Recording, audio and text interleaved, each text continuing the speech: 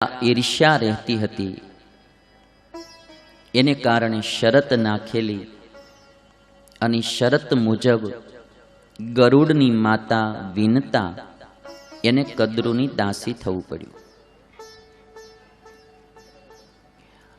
અને એ દાસીપણામાંથી મુક્ત કરવા માટે ગરુડે વિનંતી કરી. ત્યારે કદ્રુ અને એના પુત્રો સર્પો એમણે એમ કહ્યું કે અમને સ્વર્ગનું અમૃત લાવી દો તો તમારી માતાને દાસીપણામાંથી મુક્ત કરીએ. ગરુડજીએ પોતાના માતાના સુખ માટે સ્વર્ગમાંથી અમૃત લાવીને આપ્યું.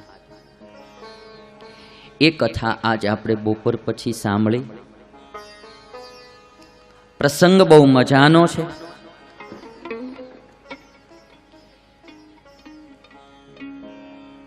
સુંદર મજાનો એ પ્રસંગ, એમાં આપણે પ્રવેશ કરીએ.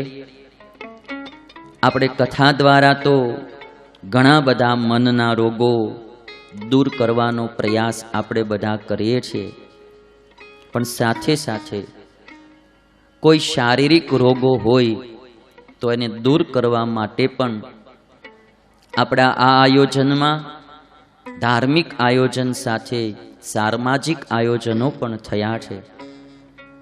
પૂજ્ય નિર્ગુણ સ્વામીએ લગભગ બધા દિવસોમાં કોઈને કોઈ રોગ નિદાનના કેમ્પો ગોઠવ્યા છે. અત્યારે દંત નિદાન કેમ્પ શરૂ થઈ ગયો છે. કોઈને પણ દાંતની કંઈ તકલીફ હોય અને બતાવવું હોય તો આજે અમારે ડૉક્ટર મયુરભાઈ પટેલ આવ્યા છે, જેઓ અહીંયા ખૂબ સેવા કરવા માટે આવ્યા છે. તો જે ભક્તોને એમાં લાભ લેવો હોય તે લઈ શકશે. ઉગ્રશ્રવા કહે કે હે શૌનક,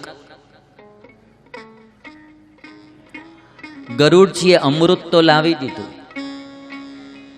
અમૃત મૂકી અને ગરુડજી જતા રહ્યા. કદ્રુ અને એના પુત્ર સર્પો બધા નાવા ગયા. પાછળથી ઇન્દ્ર અમૃત લઈને સ્વર્ગમાં જતા રહ્યા. અને ત્યારે કદ્રુ અને એના પુત્ર સર્પોએ બધાએ વિચાર કર્યો કે આપણું આ કપટપૂર્ણ વર્તન હતું ને એનું આપણને આ ફળ મળ્યું. બહુ સુંદર આ કથા છે. મફતમાં કંઈ લેવા જાય ને એમાં કોઈ દી હક ન આવે. મહેનત વિનાનું એમાં મજા ના આવે. કદ્રુ અને એના પુત્રોને વગર મહેનતે અમૃત જોતું હતું. એ અમૃત એના હાથમાં આવ્યું પણ પી ન શક્યા. મહાભારતની આ કથા મને ને તમને સમજાવે કે મફતનું કે હરામનું કે મહેનત વિનાનું કદાચ આપણે લેવા જાશું, હાથમાં આવી જશે પણ ભોગવવા જેવું નહીં રહે. માણસે ક્યારેય કોઈનું મફતનું હરામનું ખોટું લેવાનો વિચાર ન રાખો. કદ્રુ અને સર્પો પોતે બધા બોલ્યા કે આપણું કપટપૂર્ણ વર્તન હતું એનું આપણને ફળ મળ્યું, આપણા હાથમાં અમૃત રહ્યું નહીં. અનીતિનું, હરામનું, મફતનું, કોઈનું ઝડપી લીધેલું, છળ કપટ કરીને લીધેલું, દગાડુગીથી લીધેલું, છેતરપિંડીથી લીધેલું ક્યારેય કોઈને ક્યારેય સુખી નહીં કરે. એ માર્ગ રાઈટ નથી. માણસની એક એવી ટેવ પડી ગઈ છે કે મફતનું મળતું હોય ને તો ખાવું, મહેનત નહીં કરવી. આવું શા માટે આળસુ જીવન જીવવું? જો અમને તો સ્વામિનારાયણ ભગવાને હાવ મફતનો રોટલો ખવાય એવું દીધું છે, બરાબર. અમે કાંઈ ન કરીને તોય અમને રોટલો મળે, પણ છતાંય અમે સાધુઓ આ સમાજ અને સત્સંગ માટે રાત દાડો મહેનત કરીએ છીએ. નવરું બેસીને કટાઈ જવા કરતા કોકને અર્થે કામ કરીને ઘસાઈ જવું સારું છે. નવરું બેસીને કટાઈ જવું લોખંડની બે જ ગતિ હોય, લોખંડ નવરું પડ્યું રે એમનું એમ કટાઈ જાય, અને જો એ કામમાં આવે તો ઘસાઈને ચળકળાટ મારે. નવરું બેસીને કટાઈ જવું એના કરતા કામ કરીને ઘસાઈ જવું સારું છે. આ ભિખારીઓમાં તમે જુઓ ને, ઝાઝા હાવ ખોટા. પછી એને એમ નક્કી થઈ ગયું ભાઈ માગે મળે છે તો હું કરવા કામ કરવા જાવ, ચાર રસ્તે ઊભા રહી જાય. ઘણા તો લંગડા હોય નહીં, અહીં પગે વાળીને પાટા બાંધીને લંગડા થયા હોય નહીં. અને મોઢા એવા કરે ને તો આપણને અમથું એમ થાય 2 રૂપિયા દ્યો ને હવે અહીંથી લઈને જાય. હાવ ખોટા. ઘણા તમે જોયા હોય, ઓલે 4 વ્હીલ ગાડી આવે ને એટલે તરત આમ જરાક પાણીનું સબકારું નાખે, પછી ઓલા જરાક આમ સ્ટાપર લઈને આમ 2 આમ કરી અને તરત બારી આવીને આમ હાથ કરે. એને બસ એટલું એને નક્કી થઈ ગયું કે આમ જરાક પાણી નાખો ને 2 આમ વાઇપર મારો ઓલું સ્ટાપર અને તરત હાથ કરો આમ લાંબો, એટલે મફતનું ખાવાની ટેવ પડી ગઈ. મને એક ક્લિપ આવી હતી ને એમાંથી આ ગમ્યું બહુ સારું. એક જણા એવું કર્યું ને પછી જે ગાડીવાળો જે કરે છે ને એ બહુ જોયા જેવું છે. મફતનું ખાવાની જેને ટેવ પડી હોય ને એને થોડુંક આવું કરવું જોઈએ. તું થોડો કામ તો થા. બહુ જોયા જેવું. તમે જો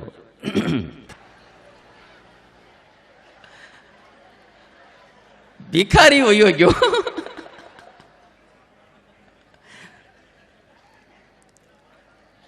ને હવે એ કોઈ દી હામું નહીં જોવાય.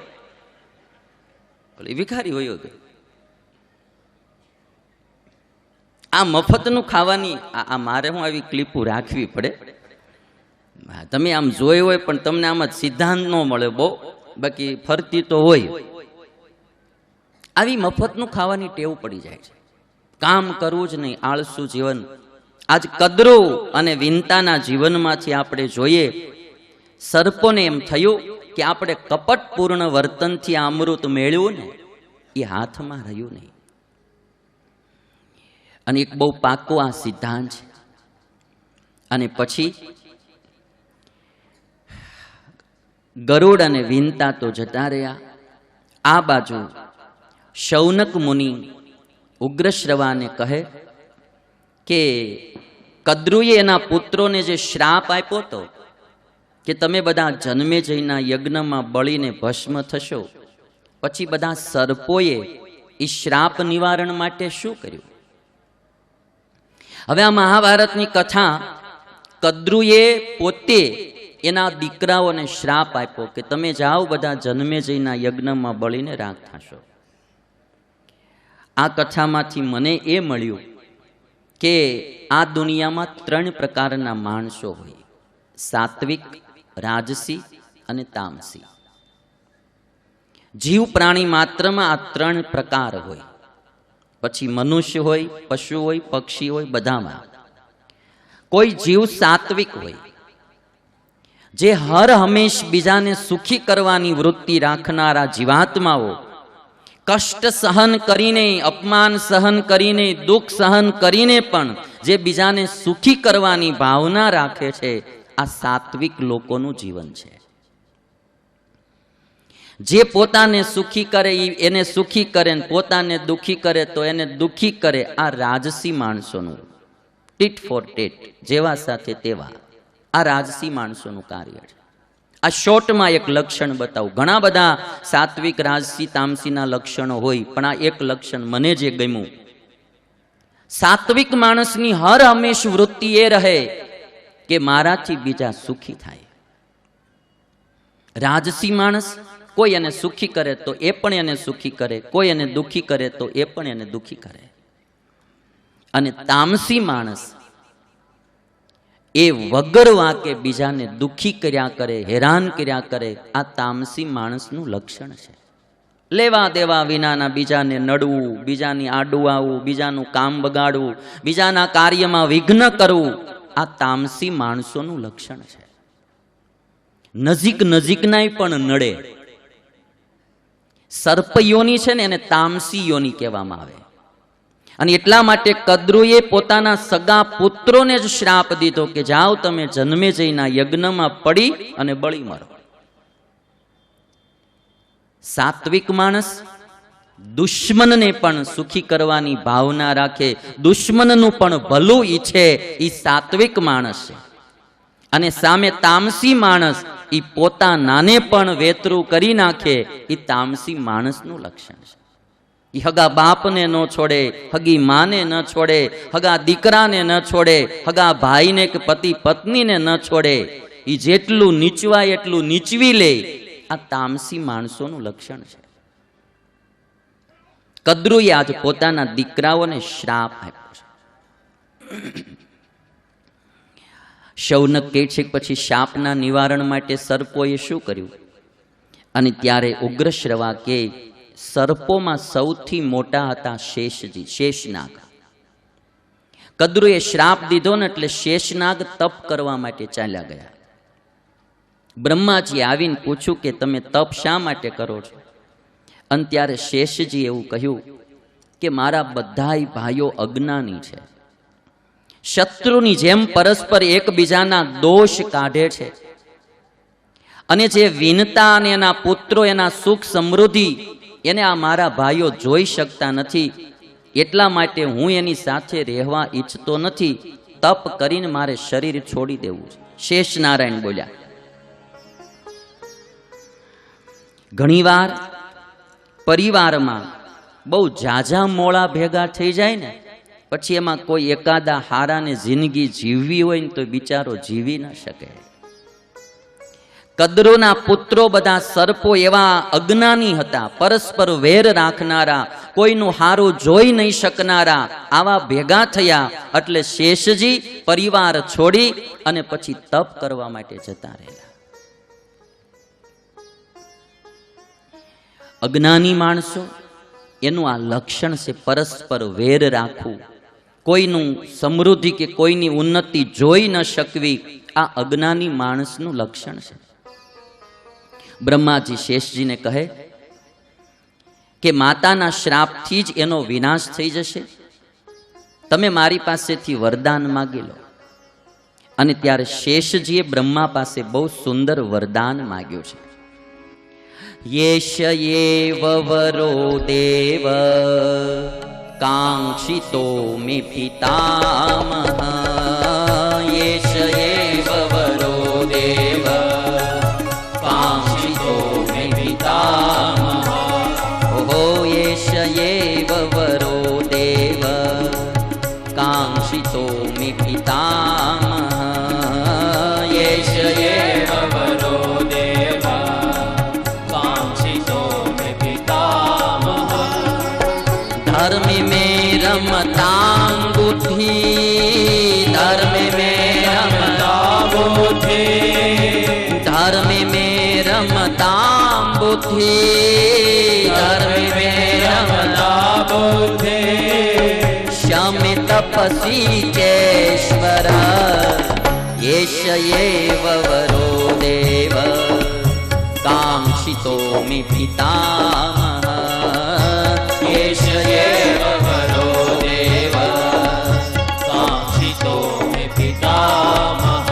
ओहो कांक्षितो मे पितामह, कांक्षितो मे पितामह. શેષજીએ બ્રહ્માજી પાસે વરદાન માગ્યું. શું માગ્યું? એશ એવ વરો દેવ કાંક્ષિતો મે પિતામહ. મારે એ વરદાન જોઈએ છે. શું? ધર્મે મે રમતામ બુદ્ધિ, મારી બુદ્ધિ સદૈવ ધર્મમાં રમે. ધર્મે મે રમતામ બુદ્ધિ શમે તપસી ચૈશ્વર. ઇન્દ્રિયના નિગ્રહ, તપ અને ધર્મમાં મારી બુદ્ધિ રહે એવું મને વરદાન આપો. ધન સંપત્તિ વરદાનમાં નહીં માગી. ધર્મમાં બુદ્ધિ રહે, તપમાં બુદ્ધિ રહે, સંયમમાં બુદ્ધિ રહે એવું વરદાન શેષજીએ માગ્યું છે. બ્રહ્માજીએ કહ્યું કે જાઓ તમારી બુદ્ધિ ધર્મમાં રહેશે. અને પછી શેષજી પછીના નાગ હતા વાસુકી નાગ. વાસુકી નાગને સર્વે સર્પોના રાજા બનાવ્યા.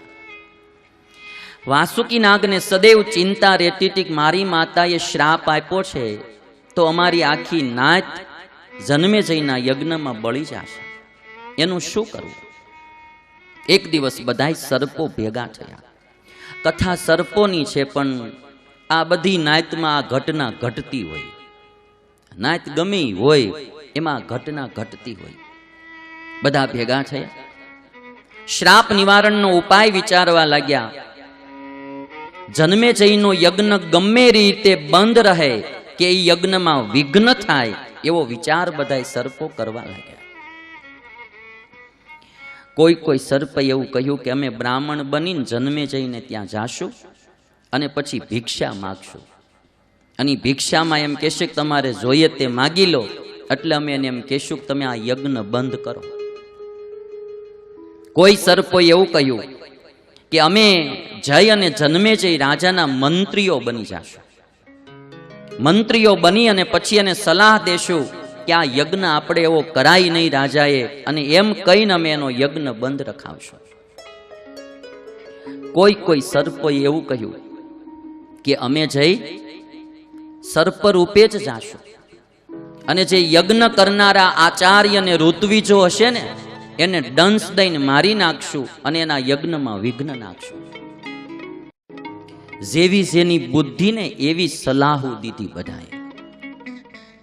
સાત્વિક માણસને તમે પૂછો ને તો એ રીતની સલાહ આપે, રાજસી માણસને રજોગુણીને પૂછો એ રીતની સલાહ આપે, તમોગુણી માણસને પૂછો તો એ રીતની સલાહ આપે.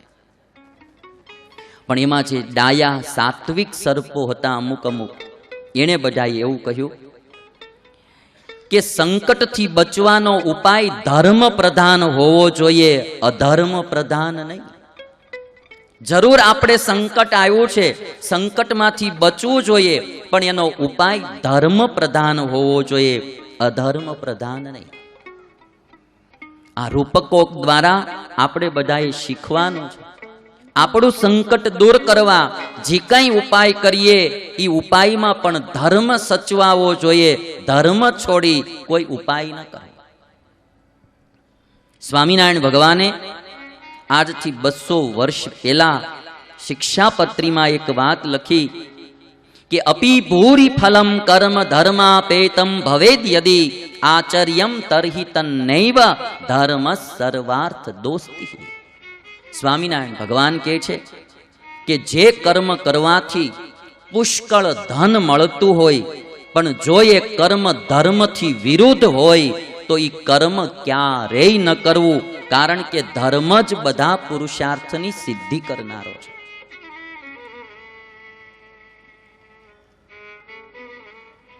દયાળુ સર્પોએ આવું કહ્યું, આપણે ધર્મ પ્રધાન ઉપાય ગોતવો જોઈએ. મારે આ પ્રસંગે એક વાત એ પણ કહેવી છે, સંકટમાં બારા નીકળવાનો ઉપાય પણ ધર્મ પ્રધાન હોવો જોઈએ. ગાંધીજી પણ અંગ્રેજો સામે વિરોધ નોંધાવતા, પણ ગાંધીજીનું જીવન એવું હતું કે અંગ્રેજ સારું કામ કરતી હોય તો ગાંધીજી એમાં સપોર્ટ કરતા, અને ગાંધીજી અંગ્રેજો જો શોષણનું કામ કરતી હોય તો એનો વિરોધ કરતા. માણસમાં એટલી પ્રામાણિકતા હોવી જોઈએ કે વિરોધમાં પણ ધર્મ હોવો જોઈએ, વિરોધમાં પણ સત્ય હોવું જોઈએ, વિરોધમાં પણ જનતાનું હિત હોવું જોઈએ. બસ વિરોધ પાર્ટી છે એટલે વિરોધ જ કરવો એવું ના હોવું જોઈએ. સર્પો બોલ્યા છે સંકટમાંથી નીકળવાના ઉપાયમાં પણ ધર્મ હોવો જોઈએ, ધર્મ પ્રધાન હોવો જોઈએ. આજે આપણે જોઈએ બસ એક શાસક પાર્ટી હોય અને એક વિરોધી પાર્ટી હોય. શાસક પાર્ટી કાંઈ પણ કામ કરવા જાય એટલે વિરોધી પાર્ટીને વિરોધ જ કરવાનો, જે હોય તે વિરોધ જ કરવાનો, બીજું કાંઈ નહીં. એક પ્રજા નિયંત્રણના મંત્રી હતા ને કે ભાઈ ભારત દેશમાં પ્રજા બહુ વધી ગઈ છે એટલે એની ઉપર આપણે કે નિયંત્રણ રાખવું જોઈએ, એટલે એની માટે એક મંત્રી નિમેલા કે ભાઈ ભારત દેશની જનતા, ભારત દેશની પ્રજા કંટ્રોલમાં રહે, એટલે પ્રજા નિયંત્રણનું ખાતું એને સોંપવામાં આવેલું. હવે જે મંત્રી પાસે પ્રજા નિયંત્રણનું ખાતું હતું ને એને 12 દીકરા, એને 12 દીકરા.